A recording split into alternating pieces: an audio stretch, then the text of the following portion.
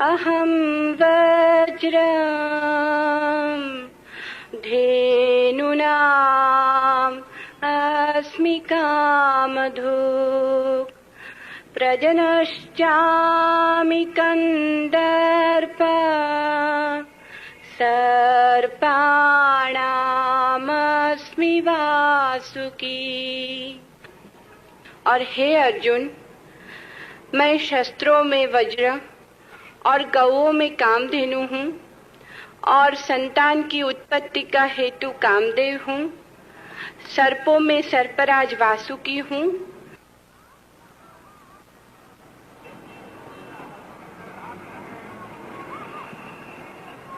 और हे अर्जुन, शस्त्रों में वज्र, गौओं में कामधेनु और जीवन की उत्पत्ति का हेतु कामदेव में हूं। परसों रात्रि शिव पर बोलते हुए मैंने आपसे कहा था कि मृत्यु के वे प्रतीक,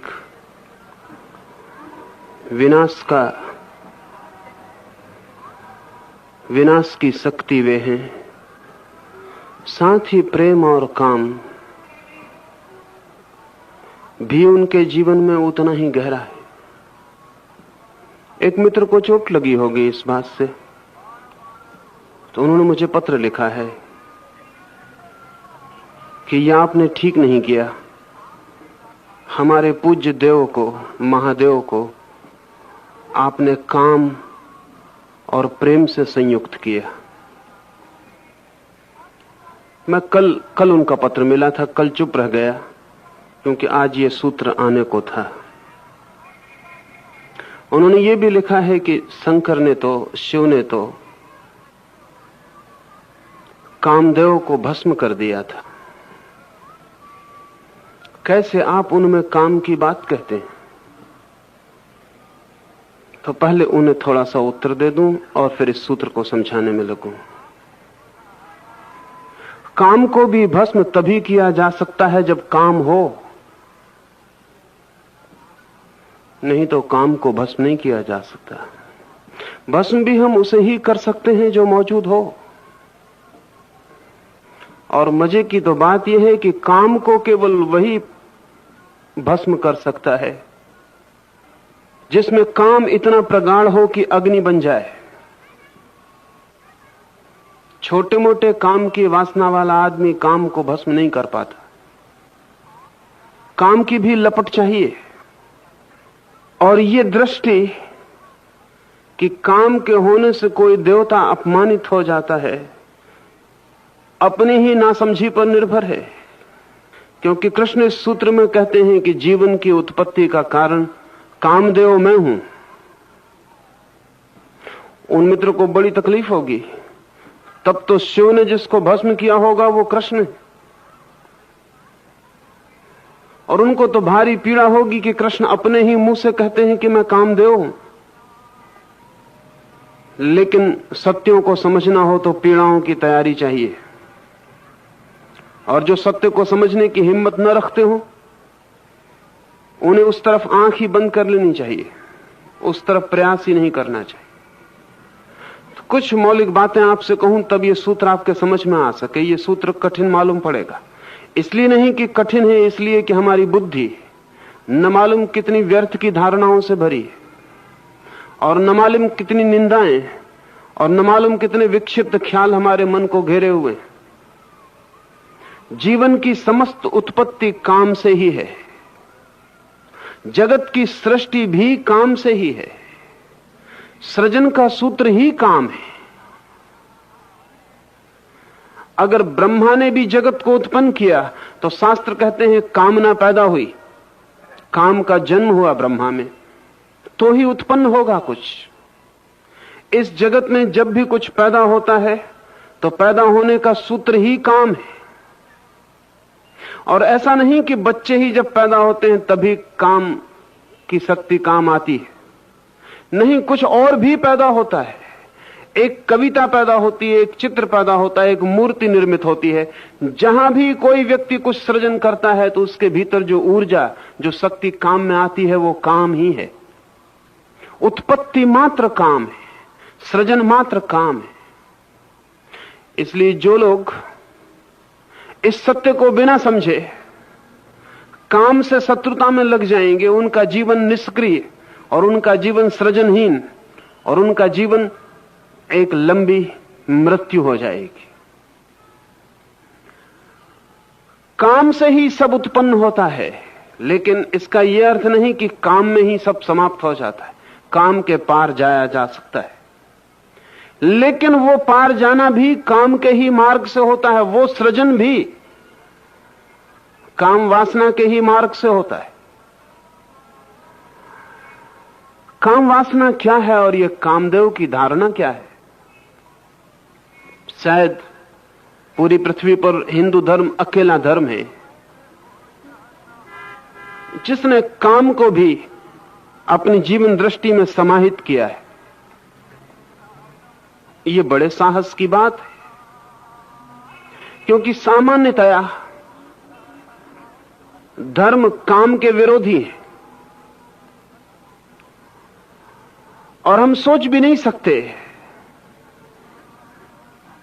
कि कोई ईसाई परम पुरुष कह सके कि मैं कामदेव।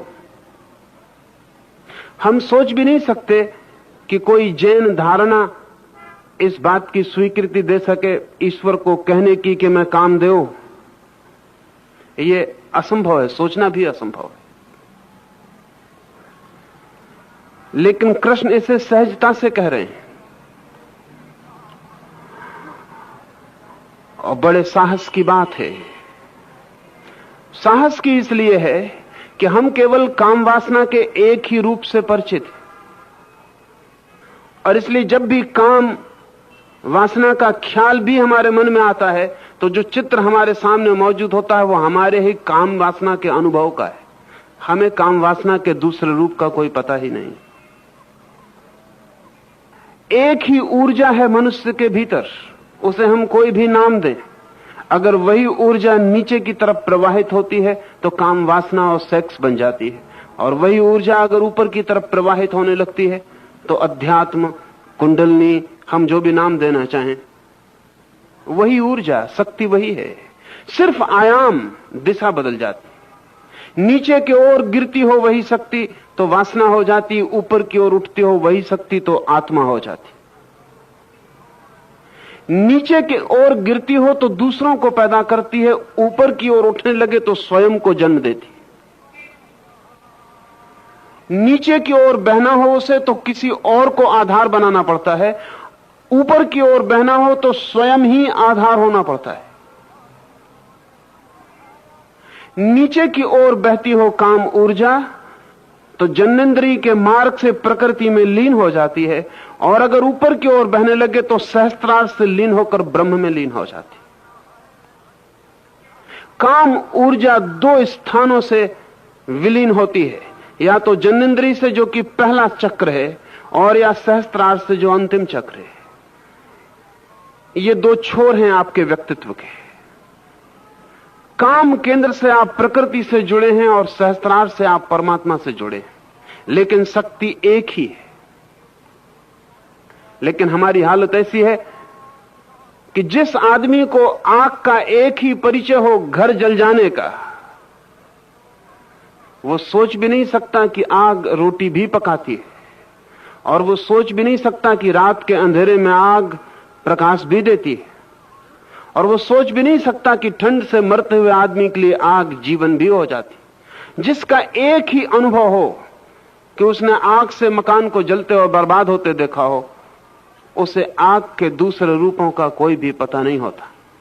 हम काम वासना के एक ही रूप को जानते हैं, जिससे हम अपनी जीवन शक्ति को क्षीण होते देखते। हम एक ही रूप को जानते हैं जिसके कारण हमारे जीवन में सारी विपत्तियां और सारे उपद्रव खड़े होते।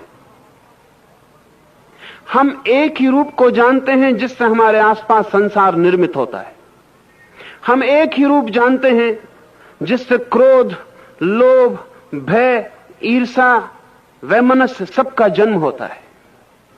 हम काम वासना का अधोगामी रूप ही जानते हैं। इसलिए अगर कोई कहे कि कृष्ण भी कामदेव हैं तो हमें बहुत घबराहट होती, क्योंकि काम का जो रूप हम जानते हैं वो सोच के भी हमें घबराहट होती है। हम तो चाहेंगे कि कृष्ण काम वासना के बिल्कुल ऊपर हों, बिल्कुल दूर हों, उनको छू भी ना जाए। ये हमारा ही अनुभव है जिसके कारण हम ऐसा सोचते हैं। लेकिन कृष्ण जब कहते हैं मैं कामदेव हूं, तो वे काम वासना के दूसरे रूप को भी समाहित कर रहे हैं। वो दूसरा रूप ही हमारी दृष्टि में नहीं है, इसलिए हमें अड़चन और कठिनाई होती। जैसे काम की शक्ति, सेक्स एनर्जी बाहर की तरफ बहती है, नीचे की तरफ बहती है, दूसरे शरीरों की तरफ बहती है, ये बहाव का एक ढंग है। और ध्यान रहे, दुनिया में ऐसा कोई भी बहाव नहीं है जो विपरीत ना बह सके। अगर मैं चल के आपके पास आ सकता हूं तो लौट के आपसे दूर भी जा सकता हूं। ऐसा कोई भी रास्ता नहीं है जो एक ही तरफ चलता हो। जिस रास्ते से चल के आप यहां तक आए हैं, उसी से चल के आप अपने घर वापस लौट जाएंगे। कोई ऐसा दरवाजा नहीं है जिससे आप बाहर आते हो और उसी से आप भीतर न जा सकते हो।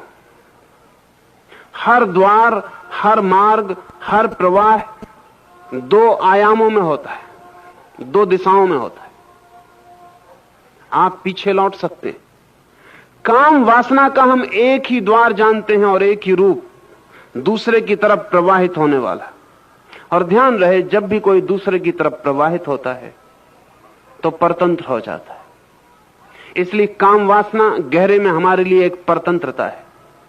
इसलिए जो लोग भी स्वतंत्र होना चाहते हैं, मुक्त होना चाहते हैं, उनका संघर्ष काम वासना से शुरू हो जाता है। इस दुनिया में गहरी से गहरी गुलामी सेक्स की गुलामी है। दूसरे आदमी पर निर्भर होना पड़ता है। दूसरा अपने से भी ज्यादा महत्वपूर्ण हो जाता है। दूसरे के इर्द गिर्द चक्कर काटना पड़ता है, परिक्रमा करनी पड़ती, एक गहरी गुलामी है।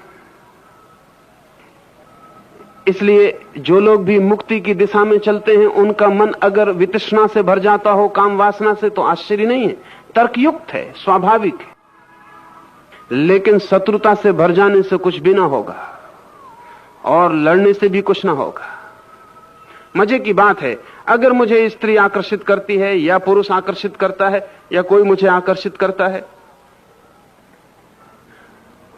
तो लड़ने वाला जो मुझे आकर्षित करता है उससे भागेगा। लेकिन मैं कहीं भी भाग जाऊं, जो मेरे भीतर आकर्षित होता था वो मेरे साथ ही रहेगा। मैं एक स्त्री को छोड़ के भाग सकता हूं, एक पुरुष को छोड़ के भाग सकता हूं, लेकिन जो भी मेरे भीतर प्रवाहित होता था नीचे की ओर, वो मेरे साथ ही चला जाएगा। वो आ को छोड़ देगा तो बा पर आकर्षित होगा, बा को छोड़ देगा तो सा पर आकर्षित होगा। और मैं ये भी कर सकता हूं कि सबको छोड़ के निपट जंगल में बैठ जाऊं, तो मेरे कल्पना में ही मैं उन सबको पैदा करना शुरू कर दूंगा जो मेरे आकर्षण के बिंदु बन जाएंगे। स्त्रियों को छोड़ के भाग जाने से कोई स्त्रियों से मुक्त नहीं होता। स्त्रियों के बीच रह के कभी मुक्त हो भी जाए, भाग के तो मुक्त होना बहुत मुश्किल हो जाता, क्योंकि जिससे हम भागते हैं वो हमारा पीछा करता है कल्पना में। और ध्यान रहे, कोई भी स्त्री वस्तुतः इतनी सुंदर नहीं है जितनी कल्पना में सुंदर हो जाती। न कोई पुरुष इतना सुंदर है जितना कल्पना में सुंदर हो जाता। कल्पना कहीं फ्रस्ट्रेट ही नहीं होती, कल्पना को कहीं विषाद का क्षण ही नहीं आता। वास्तविक अस्तित्व में तो हम सब विषाद को उपलब्ध हो जाते हैं। जो शरीर कल बहुत सुंदर मालूम पड़ता था, 2 दिन बाद साधारण मालूम पड़ने लगेगा। 4 दिन बाद उससे ही घबराहट होने लगेगी। 15 दिन उस बाद उससे भागने का मन भी होने लगेगा। लेकिन कल्पना में ऐसा क्षण कभी नहीं आता। कल्पना बड़ी सुगंधित है। कल्पना के शरीरों से न पसीना बहता है, न कल्पना के शरीरों से दुर्गंध आती, न कल्पना के शरीर झगड़ते लड़ते। कल्पना के शरीर तो आपकी ही कल्पनाएं हैं, आपको कभी भी दुख नहीं देते। लेकिन वास्तविक शरीर तो दुख देंगे, वास्तविक व्यक्ति तो दुख देंगे। वास्तविक व्यक्तियों के बीच तो कलह और संघर्ष होगा। इसलिए जो लड़ने में लग जाएगा वो भागेगा, लेकिन जो समझने में लगेगा वो अपनी धारा को बदलेगा, भागेगा नहीं। दूसरे से भागने का कोई प्रयोजन नहीं है। मेरी ही शक्ति जो दूसरे की तरफ प्रवाहित होती है वो मेरी तरफ प्रवाहित होने लगे, यह है सवाल। और जब काम की ऊर्जा अपनी तरफ बहनी शुरू होती है, स्व की तरफ बहनी शुरू होती है, पर की तरफ नहीं, तब हमें काम वासना का वास्तविक अर्थ और प्रयोजन पता चलता है। तब हमें पता चलता है कि जिसे हमने जहर समझा था वो अमृत हो जाता है। और तब हमें पता चलता है कि जिसे हमने परतंत्रता समझा था वही हमारी स्वतंत्रता बन जाता है। और तब हमें पता चलता है कि जिसे हमने नरक का द्वार समझा था वही हमारी मुक्ति का द्वार भी है। जब कृष्ण कहते हैं मैं कामदेव हूं, तो इस सारी दृष्टि को सामने रखकर कह रहे हैं। काम की ऊर्जा हमारी शक्ति का नाम है। हम जो भी हैं काम की ऊर्जा के संघट। अगर हमारी ऊर्जा बाहर बहती रहे तो बिखर जाती है, दूर फैलती चली जाती है। अगर यही ऊर्जा भीतर आने लगे तो संगठित होने लगती, इंटीग्रेट होने लगती, क्रिस्टलाइज होने लगती, केंद्रित होने लगती। और धीरे धीरे जब सारी बाहर जाने वाली ऊर्जा स्वयं पर ही आकर इकट्ठी हो जाती है, तो जो क्रिस्टलाइजेशन, जो सेंटरिंग, जो केंद्रीयता हमारे भीतर पैदा होती है, वही हमारी आत्मा का अनुभव है। जिस व्यक्ति की काम वासना बाहर भटकती जाती है उसका अनुभव संसार का अनुभव है, आत्मा का अनुभव नहीं। और जिस व्यक्ति की ऊर्जा भीतर इकट्ठी होती जाती है, संगठित होती चली जाती है और अंततः एक ऐसा बिंदु निर्मित हो जाता है वज्र की भांति जो बिखर नहीं सकता, उस अनुभव के साथ ही हम पहली दफा आत्मा के जगत में प्रवेश करते या ब्रह्म के जगत में प्रवेश करते। लेकिन वो भी सृजन है, अपना ही सृजन। वो भी जन्म है, अपना ही जन्म। बुद्ध के पास जब कोई भिक्षु आता था तो वे उससे पूछते थे तेरी उम्र कितनी। एक भिक्षु आया बुद्ध के पास और बुद्ध ने उससे पूछा तेरी उम्र कितनी है। उसने कहा केवल 4 दिन। उम्र उसकी कोई 70 वर्ष मालूम होती थी। बुद्ध थोड़े चौंके और लोग भी चौंके। बुद्ध ने दोबारा पूछा कि कहीं कुछ भूल चूक सुनने समझने में हो गई है, तेरी उम्र कितनी है। उस आदमी ने कहा कि मैं पुनः कहता हूं मेरी उम्र है 4 दिन। बुद्ध ने कहा तुम कोई व्यंग करते हो, मजाक करते हो। उसने कहा कि नहीं, 4 दिन पहले ही आपको सुनते क्षण में मुझे अपना होने का पहली दफे पता चला। तो वही मेरा जन्म है, उसके पहले तो मैं था ही नहीं। संसार था, मैं नहीं था। मैं तो अभी 4 दिन पहली दफे हुआ हूं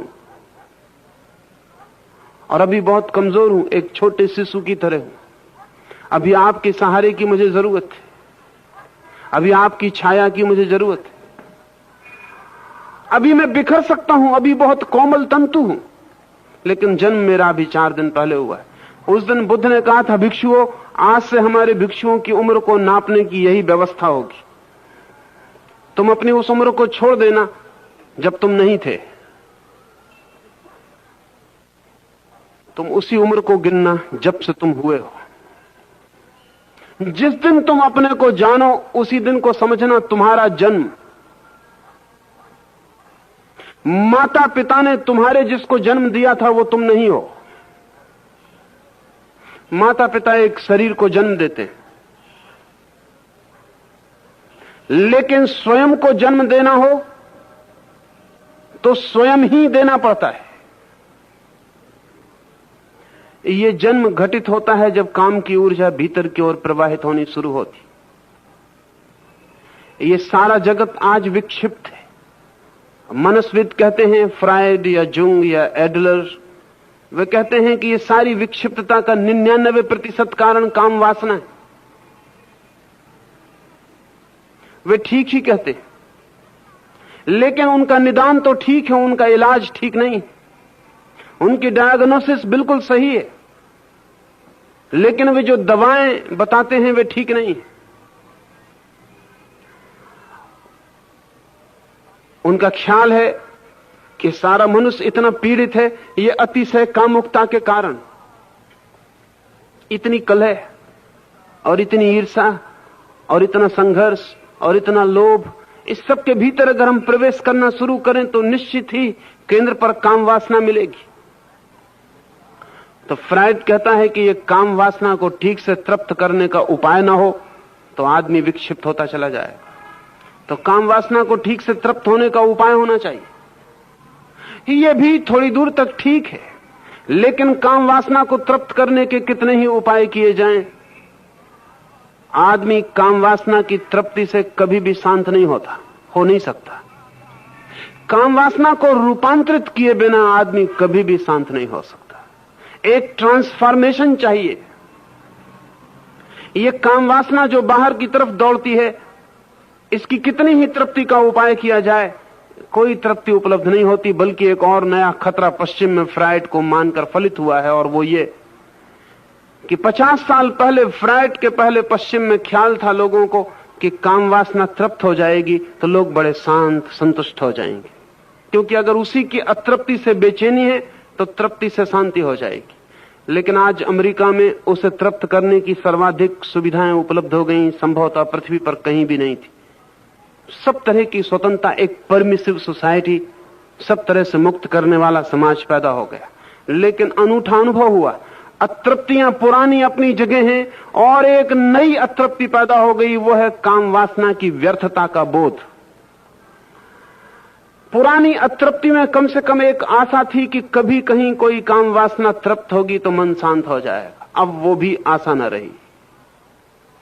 अतृप्ति पुरानी अपनी जगह खड़ी है, एक नई अतृप्ति और ज्यादा गहरी कि काम वासना ही बिल्कुल व्यर्थ है, फ्यूटाइल, इसमें कुछ होने वाला नहीं।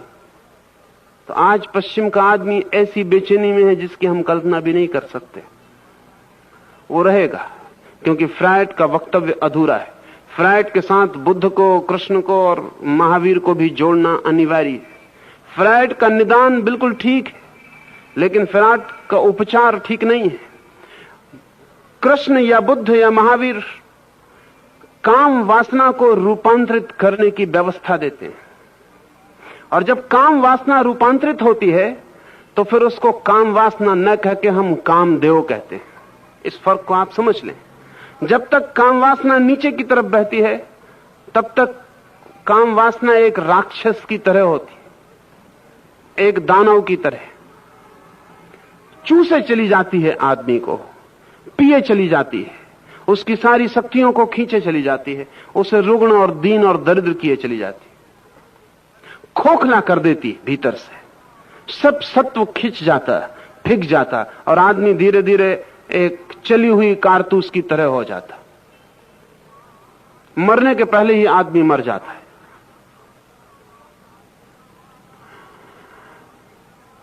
बूढ़े आदमी को खालीपन का अनुभव होता है, जैसे भीतर कुछ भी नहीं है।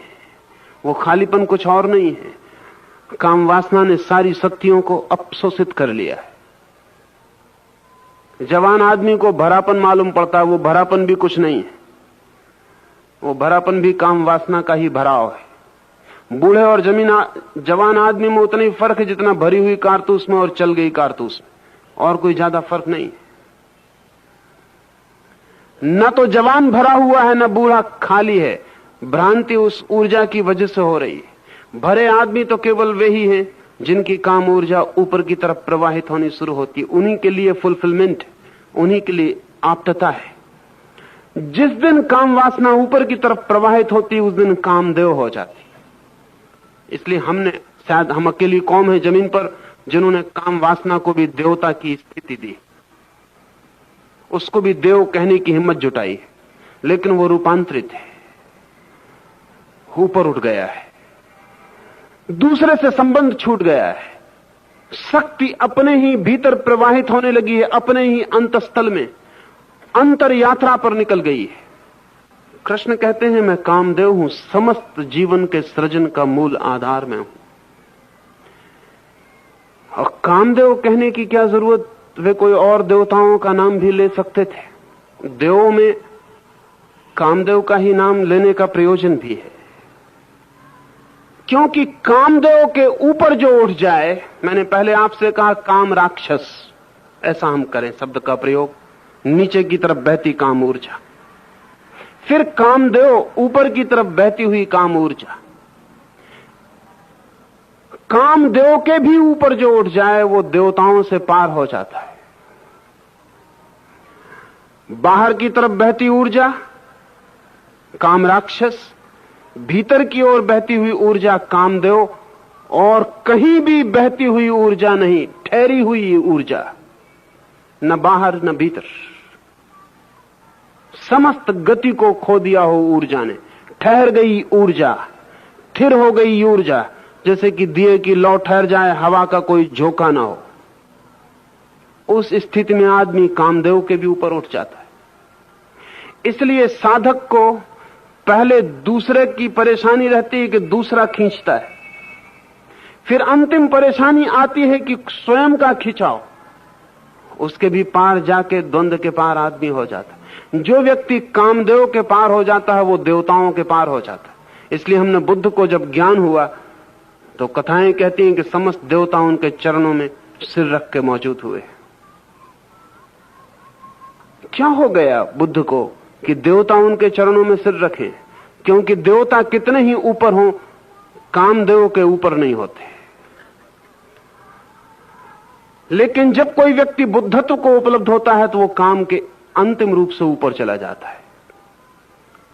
फिर देवता भी नीचे पड़ जाते हैं, फिर देवता भी बुद्ध को नमस्कार करने आते। बुद्ध को अंतिम क्षण में, या महावीर को अंतिम क्षण में, या जीसस को अंतिम क्षण में, जो आखिरी संघर्ष है, जो आखिरी पार होना है, वो काम ही है।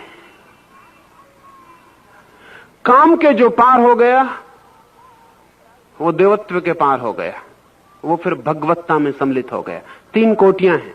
मनुष्य हम उसे कहें जिसकी काम वासना नीचे की ओर बहती, देव हम उसे कहें जिसकी काम वासना ऊपर की ओर बहती या भीतर की ओर बहती, भगवान हम उसे कहें जिसकी काम वासना बहती नहीं,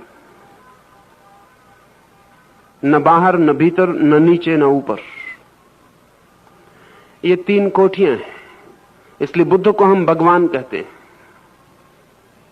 भगवान कहने का कुल कारण इतना है कि अब वे देव के भी पार है। कृष्ण कहते हैं मैं देवताओं में कामदेव हूं। अगर देवताओं में ही मुझे खोजना हो तो तुम काम में खोजना, क्योंकि काम ही सृजन का मौलिक आधार है। जगत में जो भी घटता है सुंदर, शुभ, सत्य, वो सब काम की ऊर्जा का ही प्रतिफलन। चाहे कोई गीत पैदा होता हो सुंदर, चाहे कोई चित्र बनता हो सुंदर, और चाहे कोई व्यक्तित्व निर्मित होता हो सुंदर, वो सब काम ऊर्जा का ही फैलाव। इस जगत में जो भी सुंदर है और शुभ है वो सब काम की ऊर्जा की ही लहरें।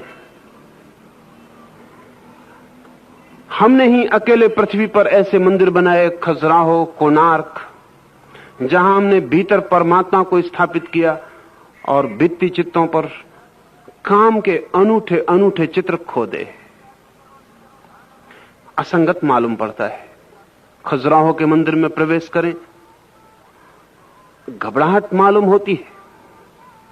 मंदिर जहां प्रभु को स्थापित किया है भीतर, उसकी भित्ति, उसकी दीवारों पर संभोग के, मैथुन के, काम के चित्र खुदे हैं, मूर्तियां निर्मित हैं। और ऐसी मूर्तियां पृथ्वी पर किसी ने कभी नहीं बनाई। बाप बेटी के साथ मंदिर में प्रवेश करने में घबराता है, भाई भाई के साथ जाने में डरेगा, बेटा मां के साथ मंदिर में जाने में भयभीत होगा। इस भय और डर के कारण शायद हम कहेंगे कि मंदिर ठीक नहीं बने, गलत बने। गांधी जी के एक भक्त थे पुरुषोत्तमदास टंडन, उनका सुझाव था गांधी जी को कि इन मंदिरों पर मिट्टी ढांक के इनको दाब देना चाहिए। गांधी जी को भी बात तो जचती थी कि ढांक दिए जाएं। ये मंदिर, ये भारतीय संस्कृति को विकृत करते हुए मालूम पड़ते हैं। जिनको भारतीय संस्कृति का कोई पता नहीं है उन्हीं को ऐसा लगेगा, लेकिन नहीं हो सका वो, क्योंकि खजुराहो जगत ख्याति का मंदिर है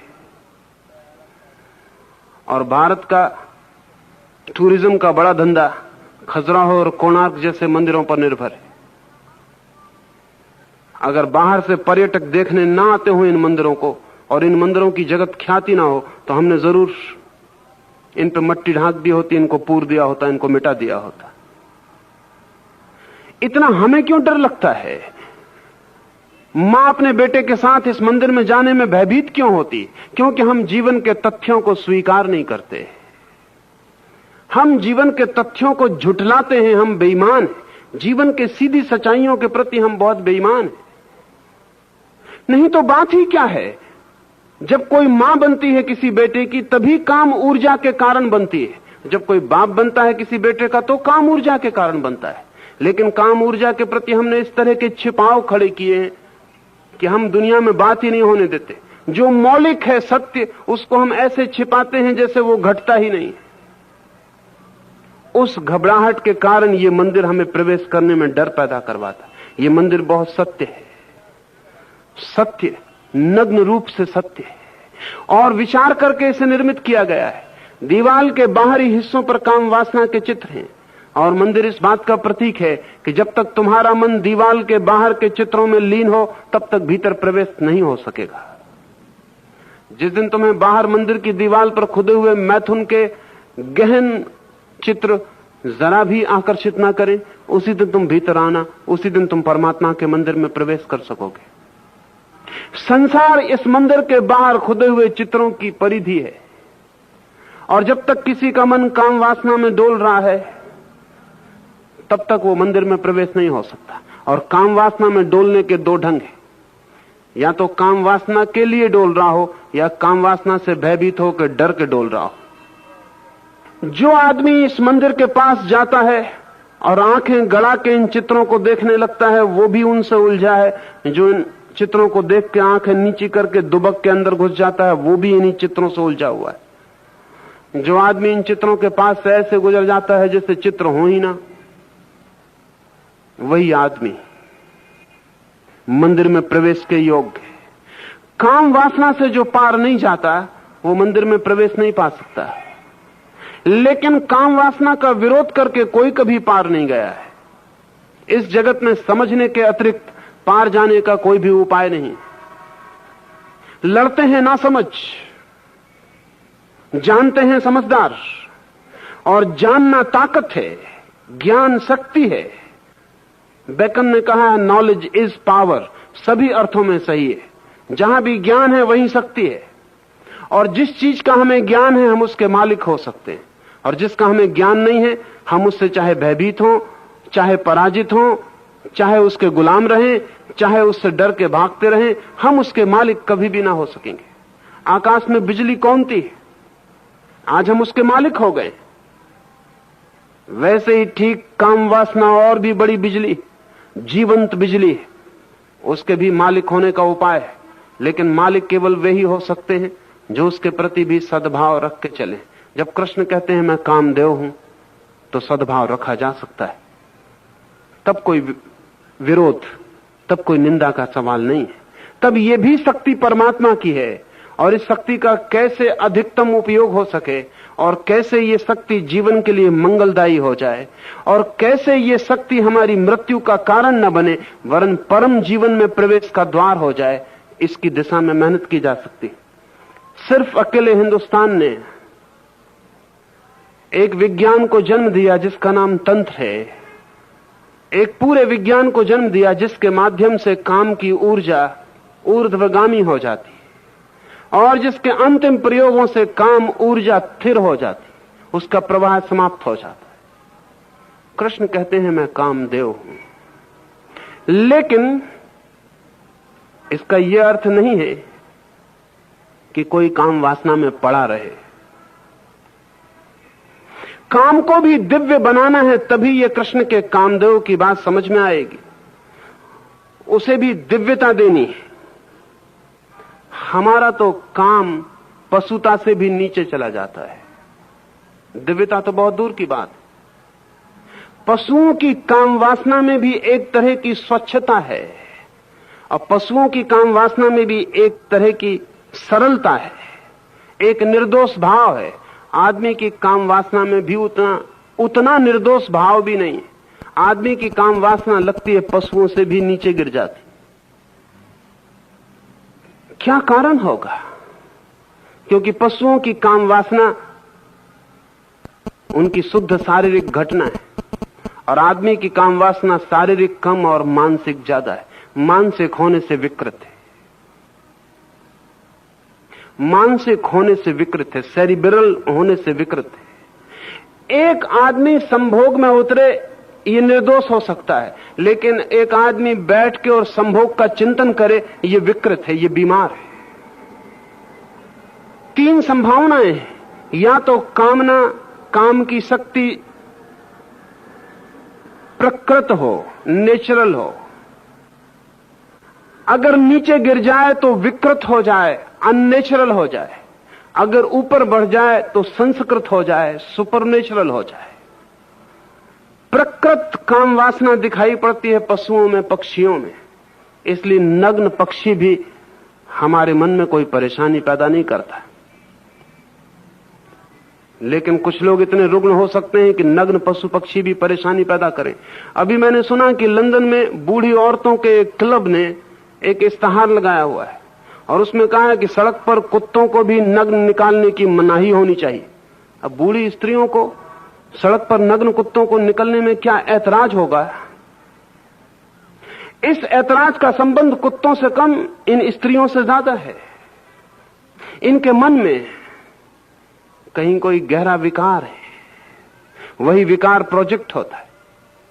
हम बच्चे को देखते हैं नग्न तो तकलीफ नहीं होती, बड़े आदमी को नग्न, बड़ी स्त्री को नग्न देखते हैं तो पीड़ा क्या होती है? वो पीड़ा कोई विकार है, वो नग्न व्यक्ति में है ऐसा नहीं, वो हमारे भीतर है। आदिवासी हैं, उनकी स्त्रियां अर्धनग्न हैं, करीब करीब नग्न हैं, लेकिन किसी को कोई विकार पैदा होता मालूम नहीं होता। और हमारी स्त्रियां इतनी ढकी हुई हैं, जरूरत से ज्यादा ढकी हुई हैं, बल्कि इस ढंग से ढकी हुई हैं कि जहां जहां ढांकने की कोशिश की गई है वहीं वहीं उघाड़ने का इंतजाम भी किया गया है। हमारा ढांकना उघाड़ने की एक व्यवस्था है। हम ढांकते हैं लेकिन उस ढांकने में बीमारी है, इसलिए जो जो हम ढांकते हैं उसे हम दिखाना भी चाहते हैं, तो ढांकने से भी हम दिखाने का इंतजाम कर लेते हैं। हमारी ढकी हुई स्त्री भी रुग्ण मालूम पड़ेगी, एक आदिवासी नग्न स्त्री भी रुग्ण मालूम नहीं पड़ेगी। वो प्रकृति है, पशुओं जैसी प्रकृति है। एक और नग्नता भी है, एक पशुओं की नग्नता है, एक हमारी नग्नता है कपड़ों में ढकी, एक महावीर की नग्नता भी है। महावीर भी नग्न खड़े हैं, लेकिन उनकी नग्नता से किसी को कोई बेचैनी नहीं मालूम पड़ेगी, और अगर बेचैनी मालूम पड़े तो जिससे मालूम पड़ती है वही जिम्मेवार होगा। महावीर की नग्नता फिर बच्चे जैसी हो गई, फिर इनोसेंट हो गई। अब महावीर की नग्नता में आदमी के ढके होने से ऊपर जाने की स्थिति आ गई। अब ढांकने को भी कुछ ना बचा। अगर हम महावीर से पूछें कि आप नग्न क्यों खड़े हैं, तो वो कहेंगे जब ढांकने को कुछ ना बचा। तो ढांकना भी क्या है? हम ढांक क्या रहे हैं? हम अपने शरीर को नहीं ढांक रहे। अगर बहुत गौर से हम समझें तो हम अपने मन को ढांक रहे हैं, और चूंकि शरीर कहीं खबर ना दे दे हमारे मन की, इसलिए हम शरीर को ढांके हुए बैठे। लेकिन जब कोई डर ही ना रहा हो, शरीर की तरफ से कोई खबर मिलने का उपाय ना रहा हो, क्योंकि मन में ही कोई उपाय ना रहा हो, तो महावीर नग्न होने के अधिकारी हो जाते। 3 संभावनाएं हैं। अगर काम वासना विकृत हो जाए, जैसी कि आज जगत में हो गई है, एकदम विकृत मालूम पड़ती है और चारों तरफ से घेरे हुए है हमें। चाहे आप फिल्म देख रहे हो तो भी काम वासना अनिवार्य है, चाहे आप अखबार पढ़ रहे हो, चाहे आप किताब पढ़ रहे हो, चाहे कहानी पढ़ रहे हो, और ये तो छोड़ दें, अगर आप साधु संतों के प्रवचन भी सुन रहे हो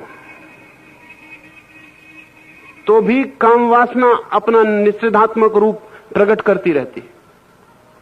ये बहुत मजे की बात है कि मैंने बहुत सी किताबें देखी उन लोगों की भी जिन्होंने पोर्नोग्राफी, जिन्होंने अश्लील साहित्य लिखा है और स्त्री पुरुषों के अंगों की नग्न चर्चा की।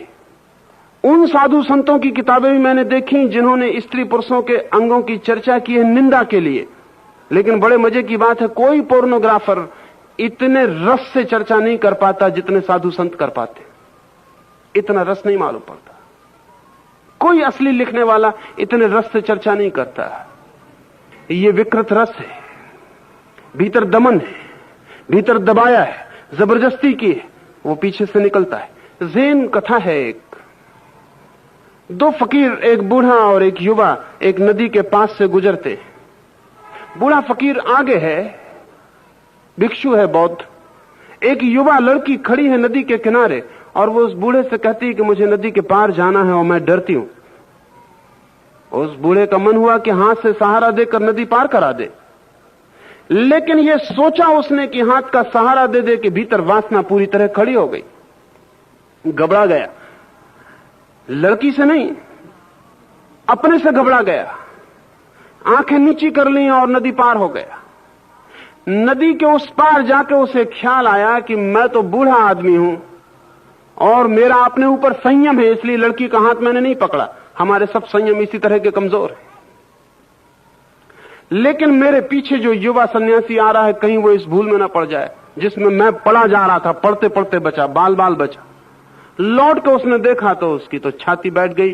वो युवा सन्यासी उस लड़की को कंधे पे बिठा के नदी पार कर रहा है। लड़के ने, उस युवा सन्यासी ने लड़की को किनारे के पार उस तरफ छोड़ दिया। फिर वे दोनों अपने आश्रम की तरफ चलने लगे। मील भर का रास्ता, बूढ़े ने एक शब्द भी नहीं बोला। आग जल रही है उसके भीतर। द्वार पर, मनुष्य के आश्रम के द्वार पर उसने रुककर उस युवक से कहा कि याद रखो, तुमने जो पाप किया है वो मुझे गुरु को जाके बताना ही पड़ेगा। उस युवक ने पूछा, कौन सा पाप, कैसा पाप? उस बूढ़े ने कहा, उस लड़की को कंधे पर बिठालना। वो युवा सन्यासी हंसने लगा। उसने कहा, मैं तो उसे कंधे से नदी के उस पार उतार भी आया, आप उसे अभी भी कंधे पर लिए हुए।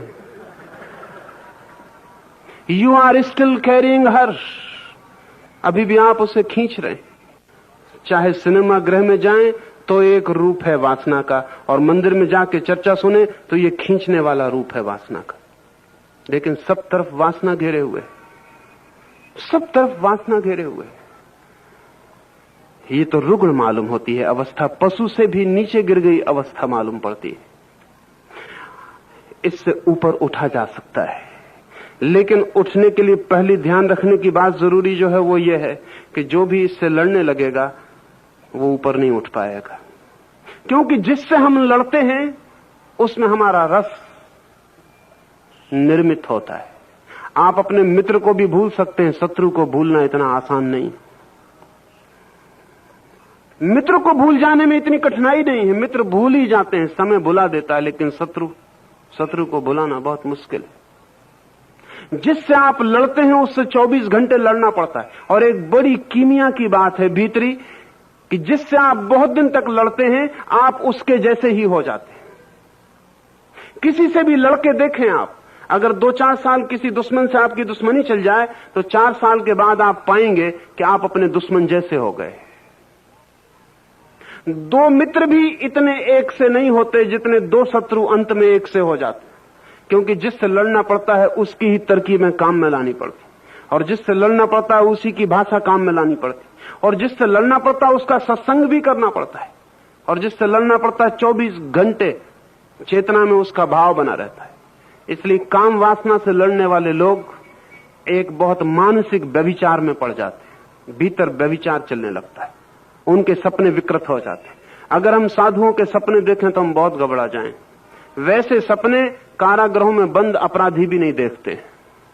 सपने, अगर हम सपनों में प्रवेश कर सकें तो हमें बहुत घबराहट होगी। अच्छे आदमी बुरे सपने देखते, बुरे आदमी इतने बुरे सपने नहीं देखते, कोई कारण नहीं है देखने का। बुरा वो दिन में ही कर लेते, रात में करने को बचता नहीं। अच्छा आदमी जो दिन भर रोक लेता है, कभी आपने उपवास किया हो तो रात में आपको राजमहल में भोजन का निमंत्रण मिलेगा ही, जाना ही पड़ेगा। वो जो आपने दिन में रोक लिया है वो रात सपने में आपका मन पूरा करेगा। आप ये मत सोचना कि सपना है इसका क्या मूल्य, सपना भी आपका है, किसी और का नहीं है। और सपना आपसे पैदा होता है, जैसे आपसे कर्म पैदा होता है वैसे स्वप्न भी आपसे पैदा होता है।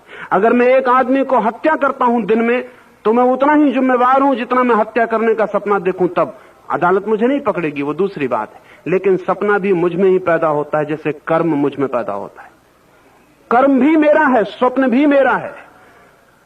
और मजा यह है कि कर्म तो मैं किसी दूसरे से भी करवा सकता हूं, सपना मैं किसी दूसरे से नहीं दिखवा सकता। मैं किसी की हत्या करवाना चाहूं तो एक आदमी को भी रख सकता हूं, लेकिन मेरा सपना मैं ही देख सकता हूं, दूसरा नहीं देख सकता। नौकर नहीं रखे जा सकते। इसका मतलब यह हुआ कि कर्म से भी गहरा संबंध सपने का मुझसे है। सपने के लिए तो मैं निपट जिम्मेवार हूं और कोई जिम्मेवार नहीं है। ये जो हमारे चित्त की रुग्णता पैदा होती है वो है दमन, संघर्ष, वैमनस्य, शत्रुता, अज्ञान से भरा हुआ। काम वासना कामदेव बन जाती। अगर हम शांत, मौन, प्रेम से उस ऊर्जा को समझने की कोशिश करें जो हमारे भीतर वासना बन गई, और फिर उसे ऊपर उठा ले जाने का विज्ञान है, उसको बदलने का इंच इंच शास्त्र है, फिर हम उसे बदलना शुरू करें। कभी एक दो चार छोटे प्रयोग करें, आप चकित हो जाएंगे। जब भी आपको काम वासना उठे तब आप अपना ध्यान तत्क्षण सहस्त्रार के पास ले जाएं। आंख बंद कर लें और अपने ध्यान को दोनों आंखों को ऊपर ले जाएं और अनुभव करें कि आपकी चेतना खोपड़ी के छप्पर से लग गई।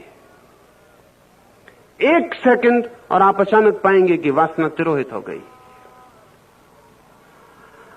जब भी वासना उठे तब तत्क्षण अपनी चेतना को खोपड़ी के पास ले जाएं और आप पाएंगे वासना तिरोहित हो गई। कितनी ही प्रगाढ़ वासना उठी हो, एक क्षण में विलीन हो जाएगी, क्योंकि वासना को चलने के लिए आपकी चेतना के सहयोग की जरूरत है।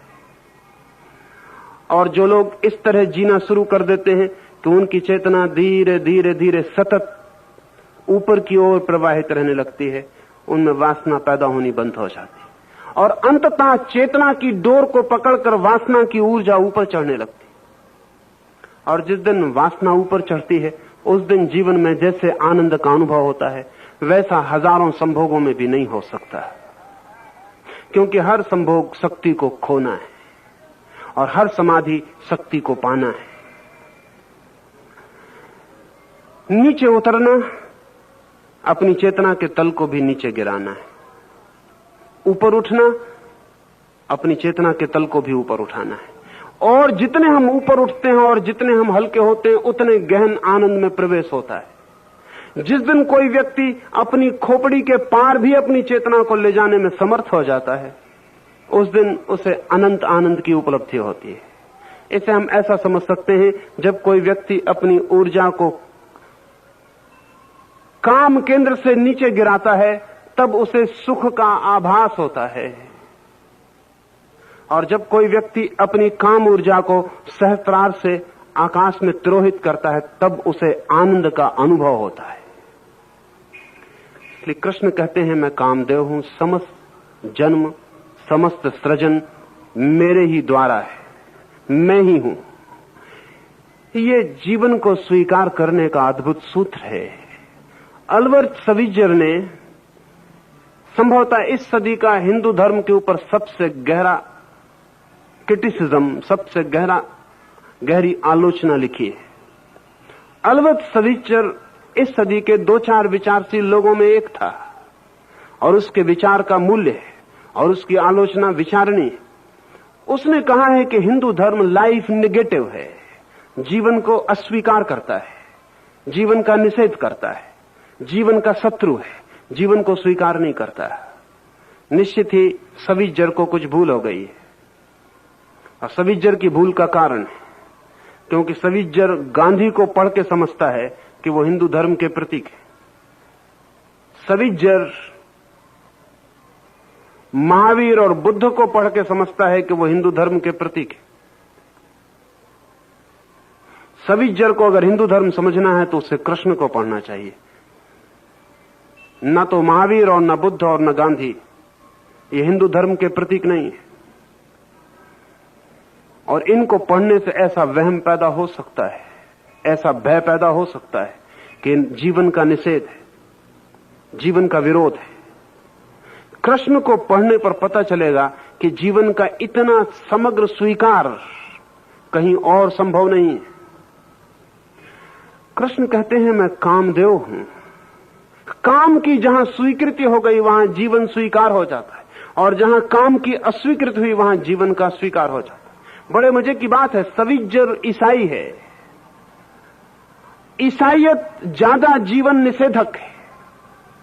ईसाइयत में जीवन का ज्यादा विरोध है। ईसाइयत में काम, सेक्स पाप है, मूल पाप है, महापाप है। और सविज्जर ईसाई है और फिर वो देख पाता है कि हिंदू धर्म जीवन निषेधक है, तो वो गांधी को समझने चल पड़ता है। तो भूल होगी। भूल इसलिए होगी कि गांधी पर जो प्रभाव है जीवन निषेध के, वो रस्किन और टॉलस्टॉय के द्वारा ईसाइयत से आए हुए प्रभाव है। एक बहुत मजे की घटना पश्चिम में घटी है कि पश्चिम ने जीवन के विरोध का सबसे बड़ा प्रयोग किया था ईसाइयत के द्वारा। ईसाइयत में भयंकर विरोध है। हम राम के साथ सीता को खड़ी कर सकते हैं और राम को भगवान मान सकते हैं। हम कृष्ण के साथ गोपियां नाचती हों तो बिना ऐतराज किए कृष्ण को भगवान मान सकते हैं। ईसाइयत नहीं मान सकती।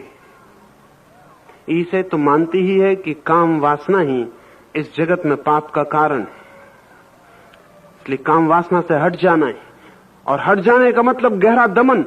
तो 2000 साल में ईसाइयत ने पश्चिम में काम वासना का इस बुरी तरह दमन किया कि आज उस दमन का प्रतिफल पश्चिम में आ रहा है। जब कोई चीज बहुत दबाई जाती तो उसका प्रतिकार और रिएक्शन और प्रतिक्रिया शुरू हो जाती।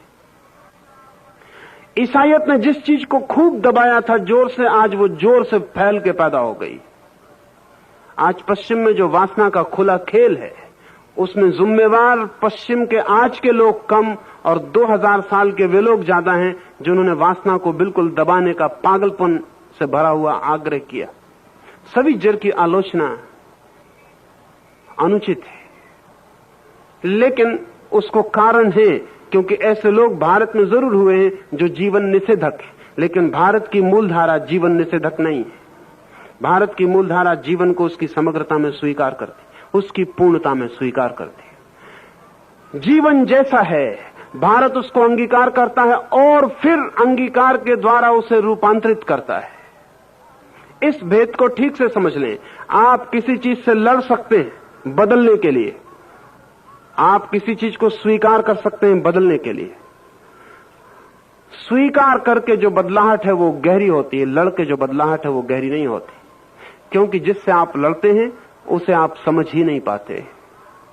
समझने के लिए मैत्री चाहिए, काम वासना से भी मैत्री चाहिए।